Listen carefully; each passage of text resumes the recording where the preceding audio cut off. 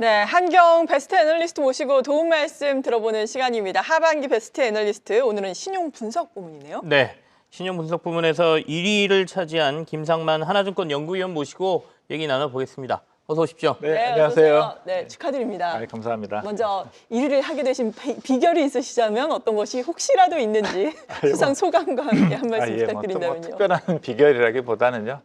그냥 꾸준히 열심히 하다 보니까 또 뭐 좀 약간 제가 좀 오래 이 업을 해왔고 네. 이 분야를 오래 해온 그런 결실이라고 생각하고 있습니다. 네. 네.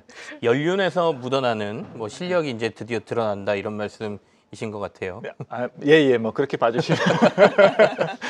자, 지난달 그러면 이제 네. 신용 분석 부분이시니까 네. 기업들의 회사채 조달 상황이라든지 이런 걸 좀 점검해 보고 싶은데요. 예. 지난달에 포스코하고 SK 하이닉스, 하나에어로스페이스 등이 회사채 발행을 했는데 분위기가 나쁘지 않았습니다. 그래서 요즘 금융 시장이 그렇게 좋지는 않은데 네, 그렇죠. 그렇게 네. 이렇게 연초에 그래도 네. 자금 조달에 성공한 이유를 좀 찾아봐야 될 텐데요. 어떻습니까?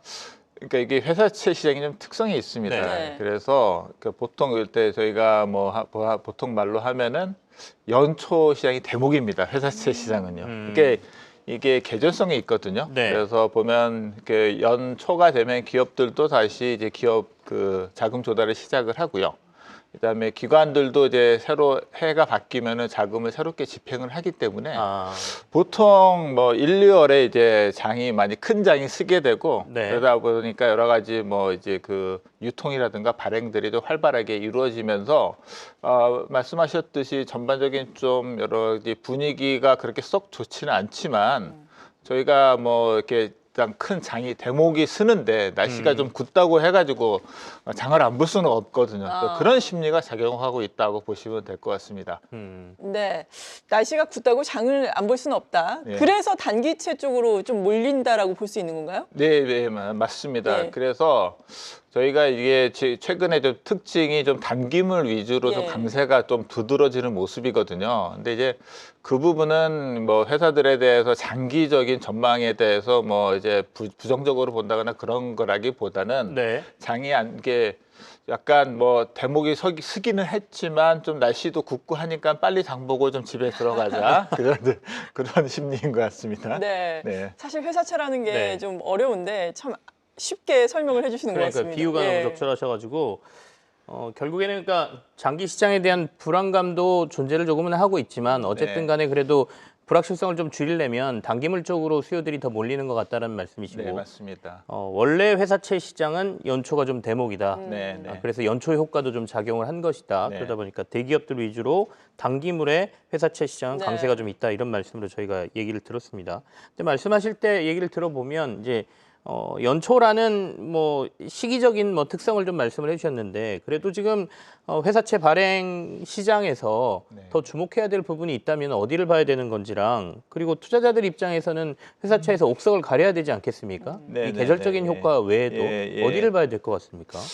그래서 보시면은 이제 기업들이 발행이 특히 이제 올해 같은 경우엔 발행에 나서는 기업들이 많고 그러니까 또 기업들도 이제 평소에 예년에 발행 안 하던 기업들도 새롭게 이제 데뷔를 하는 경우도 네. 많고 그래서 어떤 기준에 의해서 이 투자 의사결정을 종목 선정을 해야 되나 그다음에 혹시라도 이제 부실기업이 나와서 그렇죠. 내가 잘못 투자하지는 않을까 그런 걱정을 하시는데 일단 제가 드리고 싶은 말씀은 전반적인 기업들의 실적이나 그런 흐름이 그렇게 영업 실적 측면에서는 상향 쪽은 아니라 하더라도 그게 재무 구조까지 영향을 일단 바로 주고 있지는 않기 때문에 그런 부분은 특히나 이제 회사채 같은 경우에는 보통 만기가 적어도 한 2년, 3년을 보고 발행을 하게 되고 평가도 한 2, 3년 후까지 감안해서 평가가 이루어지기 때문에 단기적으로 부실 기업이 자금 사정이 나빠져서 회사채 시장에 발행이 나오는 경우는 거의 없다고 보셔도 될 것 같습니다. 그래서 좀 장기적인 관점에서 이제 연간 기준의 결산 실적으로 보고 신용 등급을 보고 그냥 판단하시면 되는데 뭐 결론적으로 최근에 이제 발행이 나서는 기업들 같은 경우에는 네. 특별히 저희가 부실에 대한 뭐 우려를 할 그런 기업은 저는 없는 걸로 판단하고 있습니다. 아직은 그러면 회사채 네. 시장에서 부실까지 우려하면서 우리가 네. 투자할 필요는 없을 것 네. 같다라는 말씀이신데 네, 네. 근데 이제 항상 아이러니가 그거지 않습니까? 회사가 약간 위험해야 이율이 높죠. 그렇죠. 그렇죠. 그죠? 예. 이 아이러니 속에서 투자자들이 고민하는 거잖아요. 예, 그렇죠. 그렇다면 부실의 위험은 어느 정도 없다라고 말씀하시면 네, 그냥 이율 네. 높은 데 투자하면 되겠습니까? 예, 뭐 맞습니다. 네. 그러니까 일단 전체적으로 부실에 대한 걱정은 많이 안 해도 되니까 저희가 어쨌든 좀 상대적으로 나오는 채권들 중에서 일단 뭐 접근 방식이나 접근 전략을 말씀을 드리면은 어쨌든 좀 상대적으로 신용 등급이 좀 낮고, 그러니까 낮고 그다음에 상대적으로 금리가 좀 높은 기업들을 위주로 이제 좀 하시는데. 물론 뭐 그렇게 되면 너무 단순하게 이제 접근하는 걸 수 있기 때문에 네네. 근데 대신에 저희가 신용등급이 낮고 금리가 좀 높은 채권을 기업의 채권을 투자를 하시게 되면은 그 중간 과정에서 약간 그 노이즈나 그런 거에 대해서는 조금 마음의 준비를 하고 그렇죠. 예. 접근하실 필요는 있습니다. 네, 네, 네. 만약에 사태가 혹시라도 모르는 예, 예, 그런 사태가 그러니까 나타날 수 이게 있어요. 하이 리스크, 뭐- 하이 리턴이니까요. 예, 항상. 그게 그렇죠. 하이리스크인데 그게 뭐 꼭 부도 리스크로 현실화되지 않는다 하더라도 네. 중간중간에 이제 여러 가지 이제 뉴스 같은 것들이 많이 나오고 안 좋은 뉴스가 나올 수 있는 가능성이 상대적으로 높기는 하거든요. 네, 네. 그러겠죠. 그래서 그런 부분들은 그냥 감안하시고 네. 마음 졸일 예. 준비 약간 하고 예, 약간. 뭐 이율 높은 거 네, 찾았다면 네, 네, 네. 알겠습니다. 그럼요. 투자의 성향에 따라서 판단을 하셔야 되겠습니다. 그리고 연간 뭐 실적 기준으로 펀더멘탈을 판단한다라고 말씀해 주셨는데 네. 최근에 뭐 회사채 시장을 보자면은 신용분석을 통해서 상반기 실적 전망이라든지 기업들의 재무 안전성은 대체적으로 어떻게 나오고 있나요? 지금 기업들의 실적이 최근에 몇 년간의 이제 실적 흐름이 사실 영업적인 측면에서는 약간 그 영업 마진이 좀 이제 하락하는 추세에 있거든요. 그게 왜 그러냐면은 최근에 이제 한 코로나 이전까지만 해도 국내 기업들이 이제 시설 투자를 많이 안 하다가 코로나 이후에 한 22년부터 이제 시설 투자를 좀 많이 했습니다.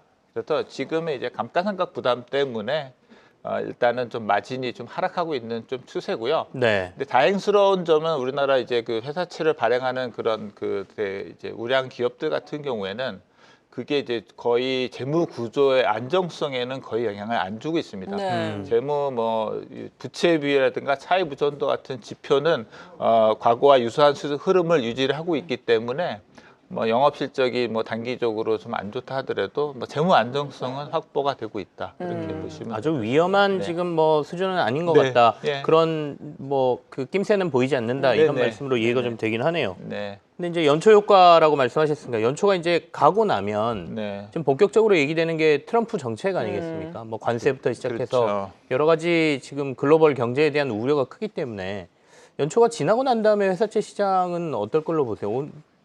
그게 지금 어떻게 네. 보면 네. 가장 이 시장 참가자들이 이제 궁금해하고 있고 어떻게 해야 될지에 대해서 어려운 부분인데요.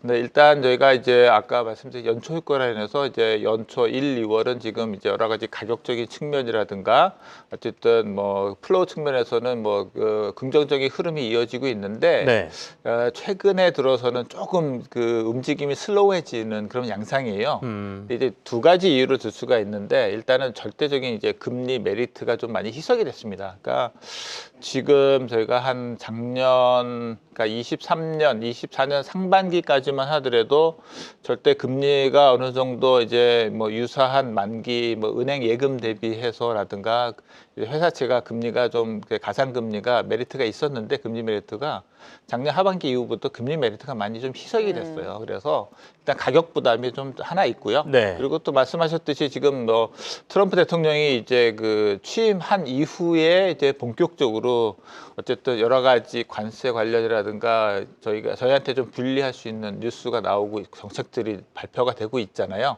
그러니까 이런 부분에 대한 것들이 그러면 실제적으로 그 정책이 어떻게 구체화되고 현실화되는가에 따라서 저희가 좀 그런 부분들을 확인하고 대응을 해야 될 것 같습니다. 근데 지금으로서는 우선은 좀 판단하기는 어려운데 연초와 같은 그런 뜨거운 흐름보다는 약간 한번 좀 이렇게 식은 다음에 이제 다음 단계를 모색하는 그런 흐름이 되지 않을까 생각합니다. 네, 아무래도 금리의 영향도 우리가 생각을 해봐야 될 텐데 다음 주에 한국은행 금융통화위원회 열리잖아요. 예. 지금 한 25bp 기준금리 이번에는 인하를 하지 않을까라는 예상이 시장에서는 지배적으로 나오고 있는 것 같은데 만약 그렇게 된다면 회사채 시장에 미치는 영향은 어떻습니까? 예, 뭐 저희 하우스도 이제 좀 매파적 인하를 이제 저희 그 담당자는 전망을 하고 있고요. 네. 그러면 만약에 그 전망이 현실화된다고 하면 아무래도 이제 제가 아까 방금 말씀드렸듯이 금리 벨트가 희석이 됐다고 말씀드렸는데 기준금리를 한번 내려가면은 아무래도 네. 상대적으로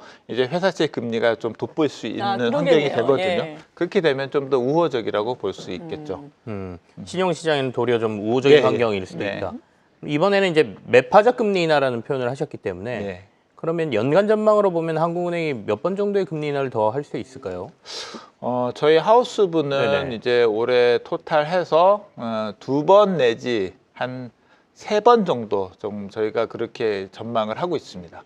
그럼 추가로 한 번 내지는 두 예, 번이네요. 추가로 이번에 만약에 예, 한다라고 이번에 하면. 한다고 하면 네. 그리고 시기는 더 뒤로 많이 미뤄진다고 보세요? 예, 아무래도 시기는 좀 아무래도 미국 상황을 좀 보면서 저희 한국도 액션을 할 걸로 예상이 되기 때문에 네. 지금 미국이 좀 이렇게 인하 시점이라든가 그 횟수가 계속 좀 늦춰지고 있거든요. 그렇죠. 그래서 아무래도 상반기보다는 하반기 쪽에 좀 집중일 때 가능성이 좀 높다고 보여집니다.